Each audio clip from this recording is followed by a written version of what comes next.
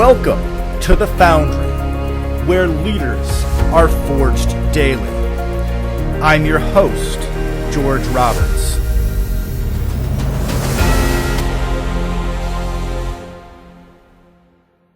Welcome back, entrepreneurs. Today we have Justin Smith, founder of Relequity.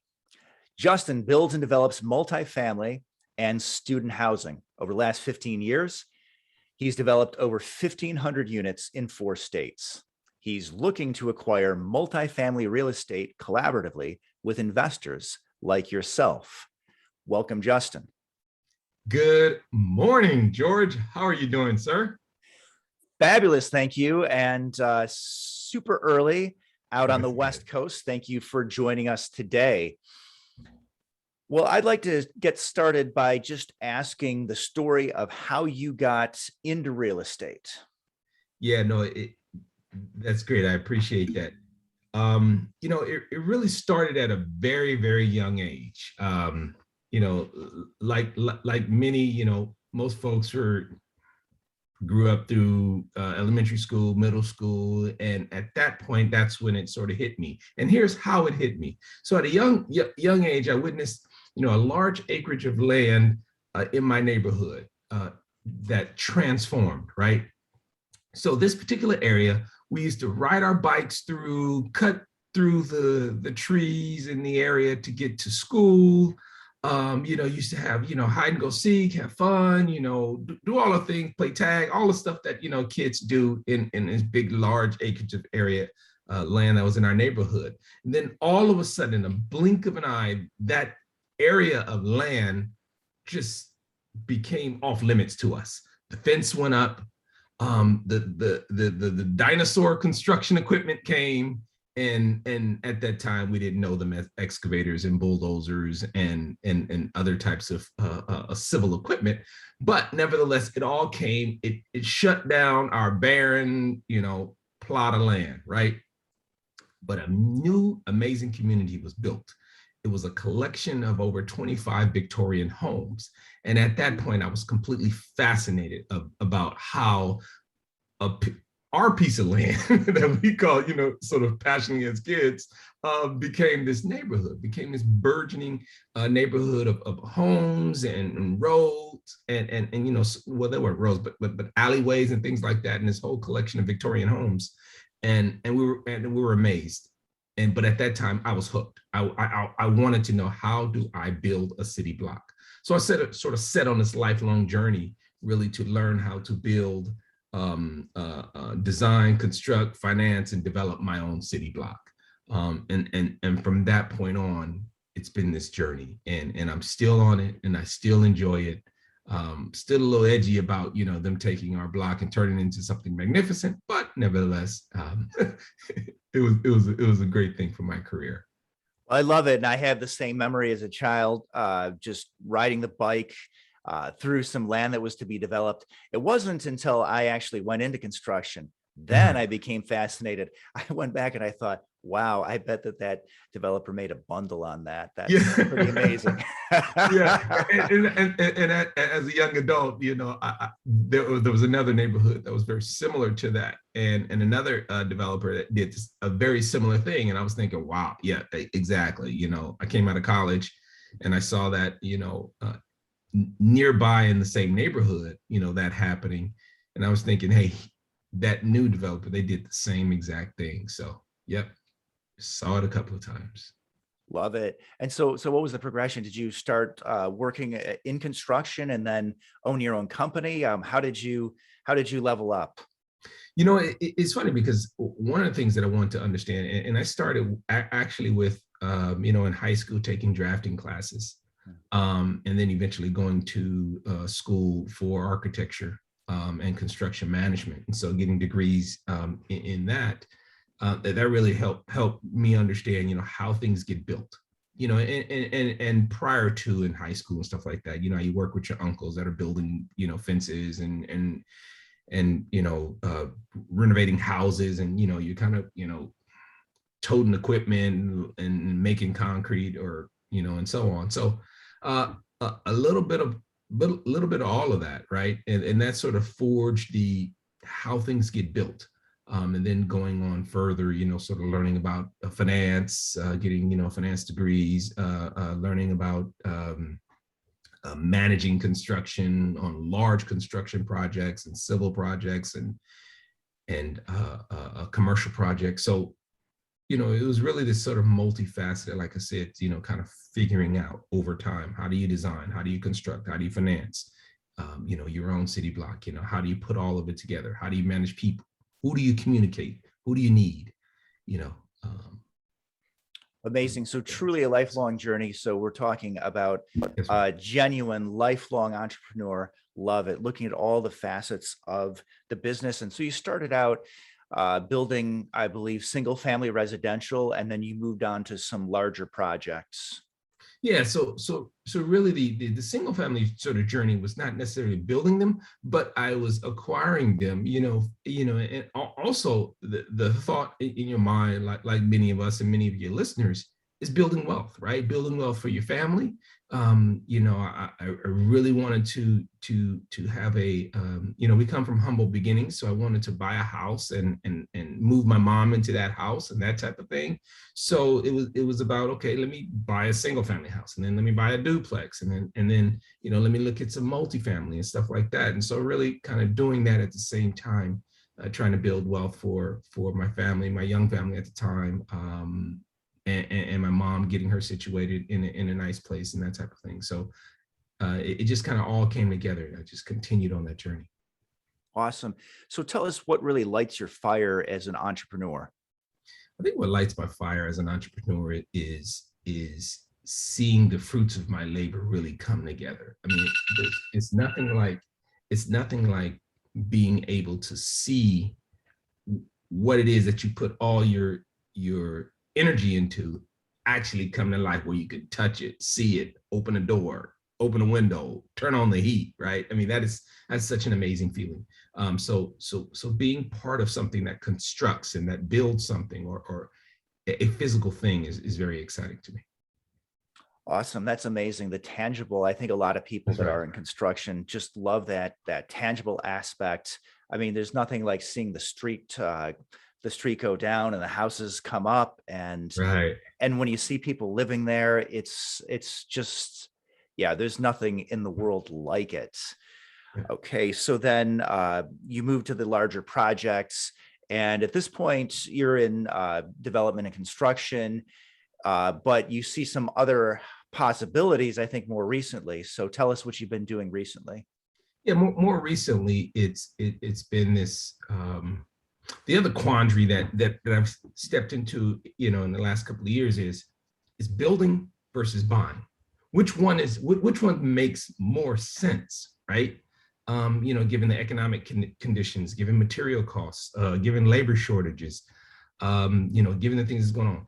And so what I've decided is, let's continue to do these, the larger 100 unit, 500 unit, 300 unit, whatever, developments, but also at the same time thinking, how do you, maintain, build, and take advantages of certain markets, and building wealth, buying multifamily, right? So that's that build versus buy, right? So the buy side is buying multifamily in states like Texas, Arizona, Ohio, Iowa, buying multifamily, 200 units plus, looking at, doing your underwriting, looking at the appropriate cap rates and the appropriate types of properties, class B, C, and so on. So that's really the current journey that I'm on, is acquisition of multifamily housing. Great. And with your construction background, obviously you could take on some heavy repositions. Is that where you choose to be, or do you like to work on maybe a lighter lift? I think the lighter lift, truthfully, the lighter lift is a preferred place, given that, my acquisition targets are out of state. So, and you are dealing with occupied places. So I prefer to look at the lighter lifts. And our team really understands the heavy lift as well.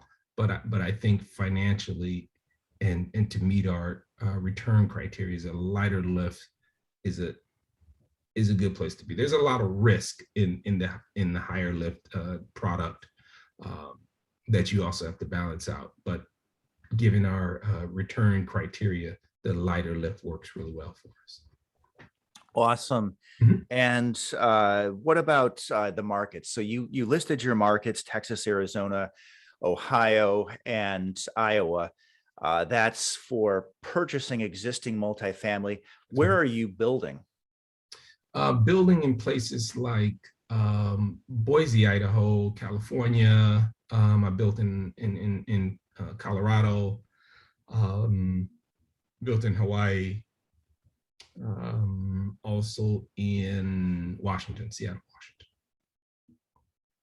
Okay, awesome. Yes. So then maybe you could help us understand, why do you have different criteria? Where do you find it more advantageous to build versus to buy? Yeah, I think it boils down to two things: uh, cash flow and appreciation, right? And so when you're evaluating markets, um, do you want to be in that market for cash flow, or do you want to be in that market for appreciation? Now, in terms of the markets that we either build or buy in, you know, we're looking at sort of cash flow markets, right? Um, and in doing so, that takes us to the Texases, that takes us to, you know, the Ohio's, that takes us to those certain places. Um, so and that's where we want to acquire. Now, where do we want to build in? We want to build in markets that are strong, and actually some of those are the same, right? There's a lot of building going on in Texas, Austin, San Antonio, Houston. There's a lot of building going on in Arizona. So those markets kind of overlap, or those strategies rather overlap. Um, so I'd say you want to build in strong economic markets. You want to build in markets that have great appreciation. You want to build in markets where you can take advantages of the um, building costs, uh, um, uh, labor costs, material costs, things like that.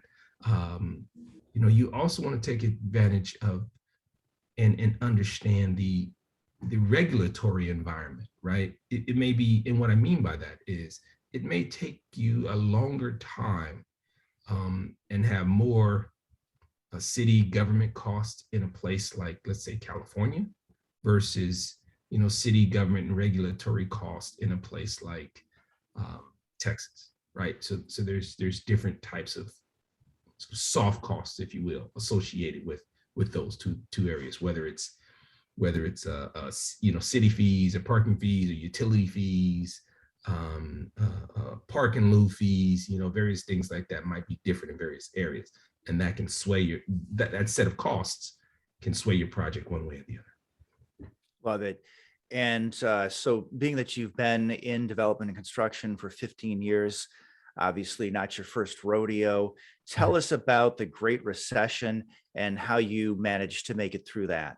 Something which, for those of us who are not in construction or who may have somewhat forgotten, had just knocked out a ton of people in the construction industry. Yeah. One of the reasons why we have a huge backlog today of homes that would have been constructed, and one of the reasons that housing prices are just through the roof. So Mhm. take us back, quick flashback. What happened? How did you manage it? Well, it was tough because and it was tough for a lot of people, right? And one of the and I, like many others in the real estate industry, you know, had suffered some setbacks. There were projects that I had on the drawing room table, you know, that we were it was a 20 plus unit project that we had right here in the San Francisco, I mean in the Oakland Bay area, right? And we had to shelve that project. You know, the capital just dried up. And we eventually just, you know, sold the land with entitlements. But it was different. We, you know, that particular project, we wanted to, you know, go through the whole cycle of building it, but we, you know, bought the land, cleared the land, got many of the liens and other things that were on the land. We got that cleared, got it entitled, got the project permitted and approved, but couldn't find the financing. And that happened for many developers. That happened, for a lot of single family owners in terms of, increasing interest rate and things like that. So we just had to figure, we had to grind it out and figure out a way. Okay, well, let's sell this particular piece of land as it is entitled right now.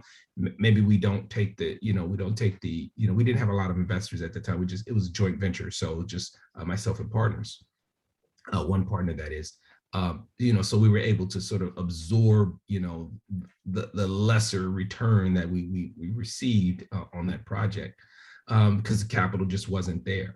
And then at that point in time, that's when I kind of made the shift to looking at, sort of distressed, single family houses, distressed, smaller multifamily and things like that. So you just had to shift, there was a lot of carnage in the housing market with respect to people losing their houses or not being able to pay, astronomical rising interest rates and a lot of different things. So you really had to be able to, as they say, stick and move and shift your strategy. And that's what we did. Yeah, awesome. And I got to tell you, one of my favorite barbecue restaurants near my home, the founder, and I want to say that they call it the Roundhouse, but yeah. If you go and read on the way in, he'll tell you the whole story about how he was a builder, how 2008 knocked him out. And he said, look, I will never build again. So you know what I'm going to do? I'm going to make the finest barbecue that you could possibly make. Yeah. And so, I mean, when I think about the frustration of people in construction industry, I mean, it is palpable. So congratulations for making it through that storm. As they say, anybody can be captain in calm seas. That's so right. Great work. And then, well, let's see, before we move on. So some people who may be less familiar with development, tell us what exactly is an entitlement? What an entitlement is getting the permission from the city, county government to build on a piece of land. Like, so if you buy a piece of land, it might be zoned for, let's say, a single family use or multifamily use or, single family density or whatever, but you can't actuate or build on that piece of land until you go to the city or the county and get their permission to build on exactly what it is that you want to build. Well, yeah, to build on exactly what you want to build until you get their permission, right? Because there's a general plan, there's a zoning plan, it might be R1, let's say R1 residential, and that might be what you want to build. You might want to build, 15 single family houses, but you have to submit to the city or county the plans to do that and get their approval. And that is the entitlement piece for that piece of land. And so it's separate from zoning and permitting and all those other things that you have to do. And it actually adds a lot of value, right?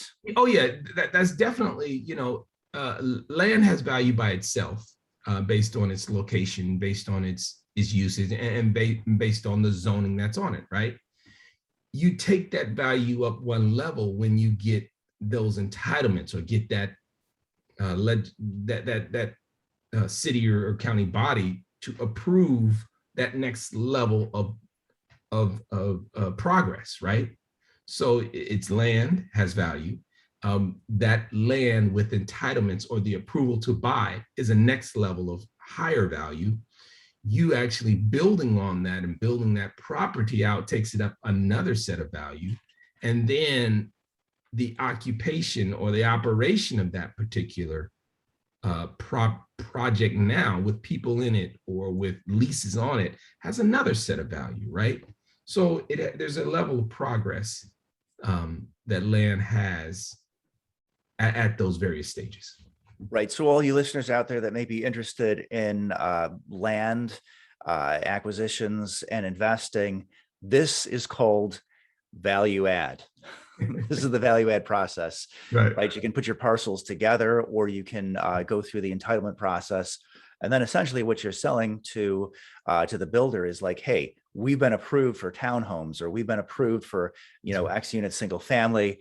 And a lot of people, it's a huge and long process if you start from bare land. A Yes, lot of it value add. is. It is. And that's that sort of corollary, build versus buy. Do you want to, start with raw land and then work through that process? Yeah. Or do you want to just, short circuit all that and go to a property and just buy the property and renovate it, do the light value add that you asked in the first question, right? So, there are different places at which you can jump on this train, if you will, right? Yeah, I love it. And then before we move on to the buy end of it Mhm. and the syndication, tell us a little bit about how you're financing these construction deals. So from a construction side, it's usually P3 partnerships. So I've been fortunate enough to have partnered with REITs, or real estate investment trusts, and through their equity, been able to finance and fund some of these projects. And at the same time, some of the projects are P3 partnerships, which are public-private partnerships, where the private dollars partner with the public dollars, meaning, either a university or some city district, or maybe there's some community funding, that all come together to fund that particular project. So that's the P3 model that we executed on some of the larger multifamily housing projects. Right. So then you've done what I would consider as the harder end, right? You've done the construction, you've done the development, you started with the bare land before, you found like institutional level financing, and then now moving over to, I think, what most of our audience is doing, the sort of value add or buying of existing multifamily units. So tell us about how you moved into the acquisition space, and how you got into syndication.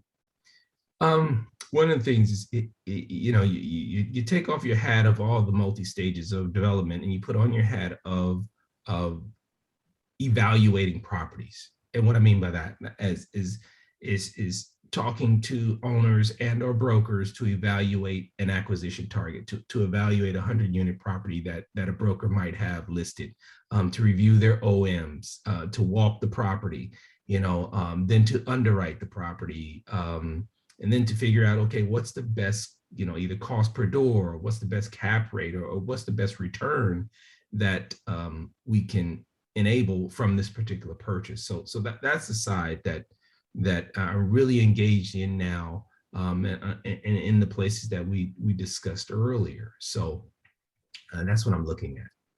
Awesome. And as you mentioned, there are 5 states that you are looking to acquire in, I believe. And so far you have acquired at least 2 projects in Des Moines and also Houston. I believe that one is under contract. Yeah, that one's under contract, and we're looking to close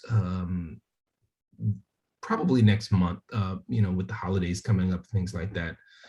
So we're very excited about that. And so for those, investors in, we're in the calendar year of 2021. So some of you may be, looking at this, this video maybe in 2022, but we're in the calendar year of 2021. So if you are, contemporaneously with us right now and you're interested in investing, feel free to reach out, or even hearing about, how we were able to get some of these deals and how you can benefit, from investing, building wealth, and so on. Feel free to reach out. Relequity.com is where we are. But that's where we are right now with that acquisition. It's a great, property, has great return metrics. It's workforce housing, and we're looking to really help others on their journey for real estate investing. Awesome. I love that. That has got to be one of the best things about the syndication model, that you're not only building your own wealth, but you get to help multiple other individuals through each deal. That just warms my heart. But in any event, I'll let you know that this will probably hit the press late November 2021. So if you get this episode hot off the press and you have capital in place, make sure you reach out to Justin at Relequity. So let's see, how about this? Move on to the next phase of the interview. So let's talk about, you talked about how you got into entrepreneurship. Yep. And really it was just this fascination with construction, which is a very fascinating business. But how about maintaining that level of intensity? So what motivates you to keep going and find the next level as an entrepreneur? I think what motivates me, I have an internal desire to always live life learning. My mom always said, you guys need to live life learning, right? And so I've had this internal desire to always kind of, push forward. And then secondarily, I have a set of twins, and I want them to do well in life, and build something that they can also be proud of, that they can be part of, and leave that legacy, that family legacy behind, where my son or daughter can both say, yes, I'm part of, this thing that my dad built, and so on. That's very important to me, in leaving that legacy for the family. Yeah, I love it. That leaving a legacy is something very powerful. I remember when my family got into construction, both my boys said, oh yeah, we want to be builders. And Yeah. I don't know if this is still on the TV, but I remember Bob the Builder and Handy Manny were super big at that time. We're super big. What happened to Handy Manny, right? Yeah, I don't know. Is he still out there? But regardless, I remember those shows warmly, and the kids were just really excited. Yeah, we're going to build things too. Who knows? Maybe they will. We are definitely a real estate family. Yeah, there you go. All right. So then how about some giving back? Tell us, we'll move on to some advice and some influences in your life. How about books that have helped to forge you as a leader or an entrepreneur? There's one book that was very influential. There's several actually, but one that comes to mind is a book called Think and Grow Rich, a Black choice. And so there was one Think and Grow Rich. I think it was by Napoleon Hill, and then an African-American author sort of did a remix, if you will, of the book, Think and Grow Rich, a Black choice, Dennis Kimbrough. And that was very influential, and I read both, and so those books were very influential in my life in terms of mindset, in terms of thinking about the future, thinking about your life, and thinking about how you can push forward through some of the challenges that might exist in the world, but pushing through that, and using the power of thought, and using the power of belief to achieve your objectives, to achieve your goals. So those set of books were very influential for me. I just absolutely love that. And I have to give a quick and shameless plug for my own episode here. I just had Dr. Hank Seitz on episode number 26 of the Foundery, and he wrote Think, Feel, and Grow Rich. Really? Yes, I love it. So what episode was that again? Number 26. So yeah, and a really inspiring guy, by the way, Dr. Hank Seitz. One of my favorite episodes, just for the way from start to finish, he makes everybody feel good just for stepping into the Foundry that day. But an amazing episode. So Napoleon Hill, someone who has definitely inspired multiple generations, many different people, a lot of takeoffs on that Think and Grow Rich. So then how about this? A little bit more on the giving back end. Tell us, what is your advice to your younger self, or maybe advice to a new entrepreneur? Advice to either younger self or a new entrepreneur is really live, and I mentioned this a moment ago, but it's live life learning. Continue to expand your mind, continue to explore what is there, right? Try to, ignore the complacency or the settlement that can happen, right? Because look at what's going on right now. Here's an anecdotally or something that's in the media, the Staples Center just turned into crypto.com center, right? Wow, that's an amazing thing. Like, what is it? What is crypto? What is it? NFTs. Like, so live life learning, explore the different things that are going on. Don't just say, oh yeah, in my generation or my age, I did this and that. No, I mean, adapt to what's there. Learn how you can, incorporate the newer things, the newer generation, the newer concepts, newer ways of, financing, newer ways of circulating dollars through an economy, a new app, right? Live life learning, explore to the best of your abilities. So that's what I would tell my younger self. And that's what I would tell anyone else that's entrepreneurial in mind, that's trying to achieve different things in life. I love it. And what an amazing episode. I would like it if you could just send us out with a heartwarming story from your entrepreneurial journey.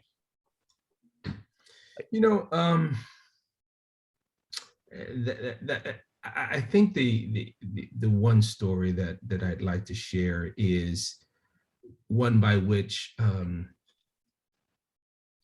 man, that's a good question.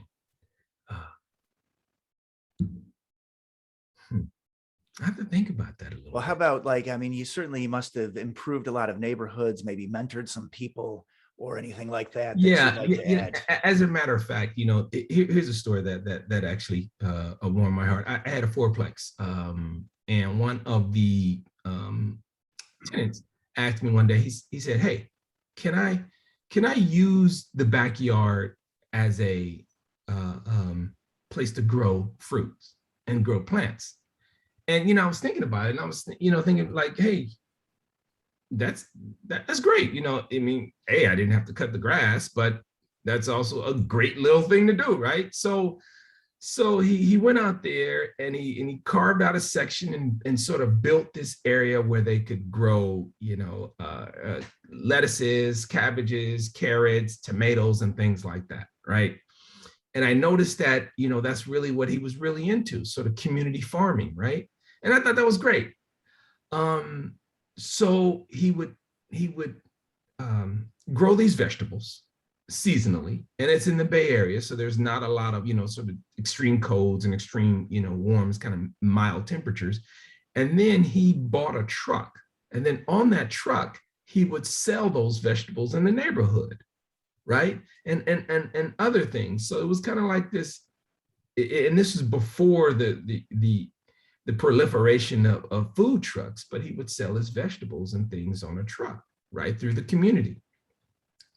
And it really was special to me when I saw that tenant and that food truck, early vegetables sort of delivery and sell food truck, actually turned into a community grocery. So that same individual, I was driving by, I was reading a story of a community grocer that had built this built this grocery store in a community that was what they call a food desert. Meaning there wasn't a grocery store within 2 to 3 miles. Like this is in West Oakland, California, right?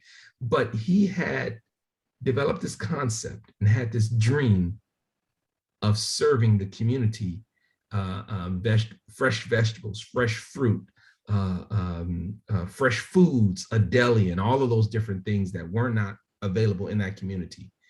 And it was just from that he had built and that vision that he had, and that grocery store just opened up maybe a year or so ago. But it's the story of passion. It's the story of community. It's the story of helping others.